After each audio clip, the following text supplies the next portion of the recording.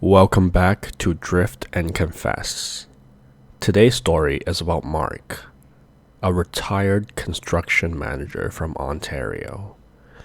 He thought his spreadsheets and careful planning made him immune to mistakes, but in Da Nang, one quiet disappearance would cost him $90,000 and teach him a lesson no budget could prepare for. My name is Mark. I'm 59 years old from Ontario, Canada. I thought I had everything figured out when I retired. I'd spent decades in construction management, and if that job taught me anything, it's that proper planning prevents disasters. I believed that mindset would protect me in Vietnam. I was wrong. I retired in 2023 with a pension and savings. My divorce 8 years earlier had left me in a cold apartment. Winters dragging on, kids busy with their own lives. The silence was heavy. A buddy had visited Vietnam and raved about it. Beaches, low costs, friendly people. At first, I brushed it off. But after retirement, with nothing but snow outside my window, I started researching. And when I say researching, I mean really researching. I joined Expat forums, read every post about retiring to Vietnam. I built spreadsheets with tabs for rent, food, utilities, transport, medical emergencies. I tracked the Canadian dollar against the Vietnamese dong for 5 years. My sister laughed. "Just visit once," she said. But that's how people screw up. No plan, no prep. So I did visit. 2 weeks in Da Nang, late 2023. The air smelled of salt and street food. Motorbikes weaving like schools of fish. People smiled, chatted, noticed me. After years of feeling invisible in Ontario, that mattered. I walked the beach at sunrise, the sand cool underfoot, the horizon glowing orange. Vendors set up carts selling banh mi and iced coffee, and I'd watch locals stretch and jog before work. Back home, I felt like a ghost. Here, I felt alive. So I moved. 1 bedroom near Mai Beach, rent about 450 Canadian dollars. My routine was simple. Wake at 7, breakfast, update the budget, beach walk, quiet lunch, reading, dinner. I'd shop at the local market, bargaining clumsily for vegetables. Learning the rhythm of the city. Expenses under target. I was proud. I wasn't one of those expats blowing cash, and I wasn't going to get suckered by a woman. I'd read the forums. Vietnamese girlfriends draining savings, scams with family emergencies. How could guys be that dumb? Looking back, that certainty, that arrogance was my first slip. I met Lynn about 2 months in. I needed light shirts and sunglasses. The humidity was brutal. I wandered into a small shop off the promenade.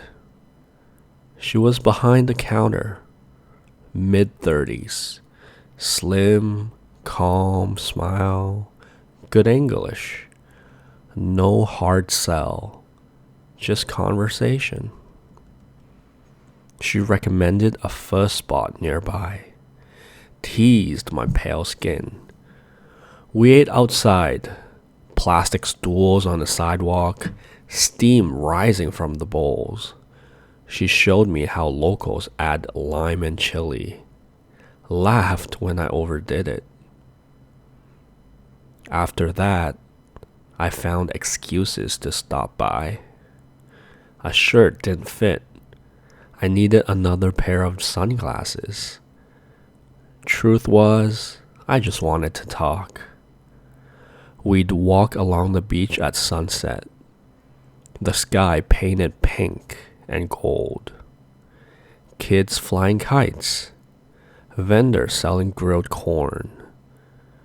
She told me about her daughter living with her mother up country. I never met the girl, but Lynn painted her vividly. She said her daughter loved drawing, sketching animals in the margins of her school books. She told me the girl hated math but adored stories, especially fairy tales. Sometimes Lynn would show me photos on her phone, a shy smile, hair tied back, holding a stuffed rabbit.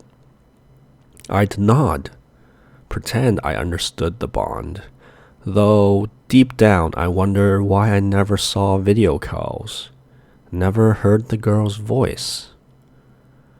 There were little things I noticed.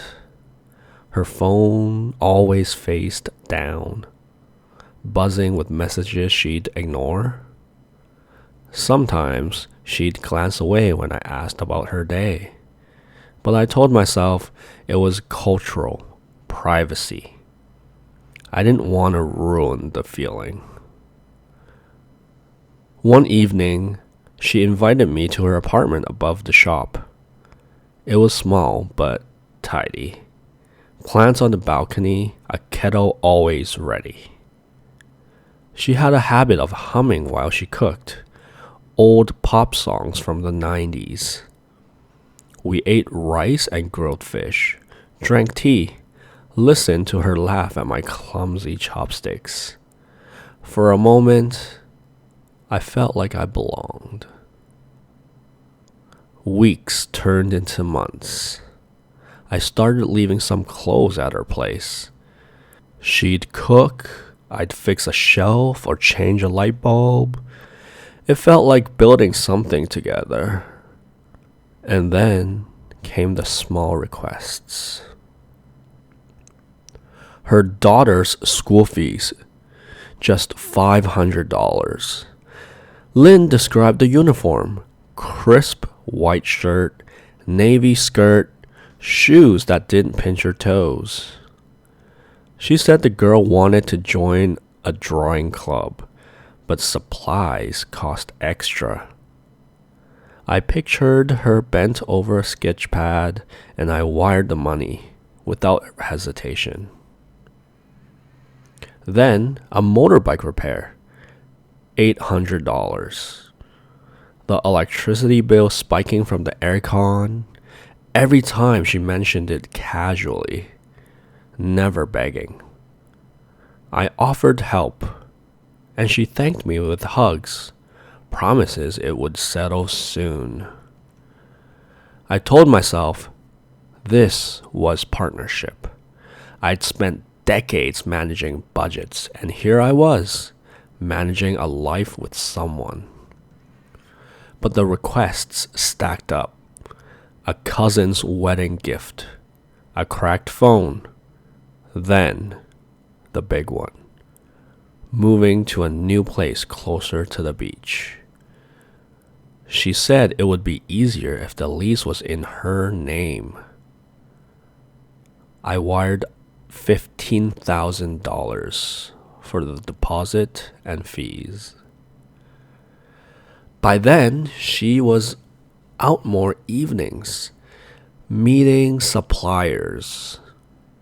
She said, I asked once, and she brushed it off, said work was stressful. I wanted to believe her. My sister called, worried about the transfers. I brushed her off too. I didn't want to admit the cracks. Then, one morning, she was gone. Clothes missing. Phone disconnected. I checked my bank app. 90,000 Canadian dollars drained into business accounts. The shop shuttered. Rent unpaid. Neighbors whispered about gambling debts. One man told me he'd seen her at cafes late at night, glued to her phone, eyes hollow. Another said she'd borrow money locally, promising to pay it back with shop profits that never came. I walked through her apartment, half empty. The plants on the balcony were drying out. The kettle sat cold. A drawer where she kept her daughter's photos was open. The rabbit toy gone. It felt staged, like she'd erased herself overnight. I sold what I could, overstayed my visa in panic, and flew back to Toronto. The cold hit hard, but the shame hit harder. I wasn't dumb. I was lonely. And loneliness doesn't show up in spreadsheets. I thought my planning made me immune. But loneliness isn't something you can budget for. $90,000 gone. Not to a quick con, but to someone who shared meals and made me feel valued. I didn't feel anger now, just ache. Vietnam's beauty lingers. Beaches, food, brief sparks of connection. But I rushed, skipped checks, ignored warnings. If you're eyeing overseas retirement, be clear-eyed. Savor the warmth, but verify, protect. Guard your path, because even the sharpest eyes can be blinded by the heart. Mark's story is raw, honest, and a reminder that sometimes the most careful planners fall hardest. He thought his research and caution made him immune, but loneliness doesn't factor into budgets. If this story resonates with you, share your thoughts in the comments. These tales aren't just warnings, they're lifelines, threads of hard-won wisdom. Like and subscribe to Drift and Confess for more stories that peel back the gloss to reveal the grit beneath. Hit the bell to stay alerted, because in the dance of hope and deception, knowledge is your strongest step. Stay safe, stay vigilant.